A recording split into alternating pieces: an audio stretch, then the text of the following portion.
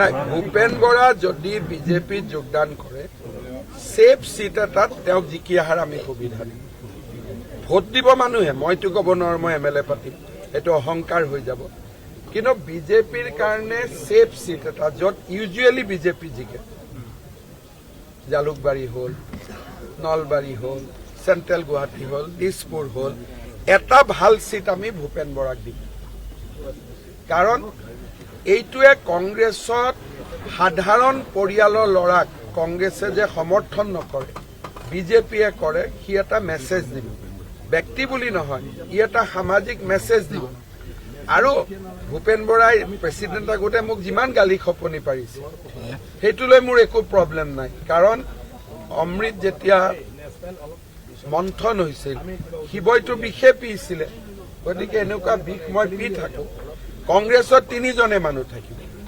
জয়ন্ত বৰুৱা গৌৰৱ গগৈ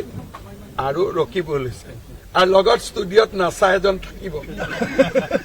খুব নাচে নাচটো ভাৰত নাট্যম নেকি মই ধৰিব নোৱাৰো নাচে কিন্তু কোনোবাই ভাল ডেন্স কৰে ষ্টুডিঅ'ত আজিও ৰাতি কৰিব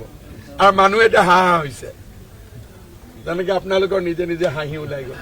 গৃহমন্ত্ৰী উপস্থিতিত কিবা যোগদানৰ সম্ভাৱনা থাকে গৃহমন্ত্ৰী ডাঙৰীয়া ভাৰতৰ গৃহমন্ত্ৰী তেওঁৰ সন্মুখত কোনো যোগদান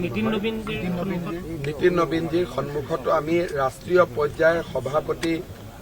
যোগদান নহয় কিন্তু যদি বোলে মই যোগদান কৰিম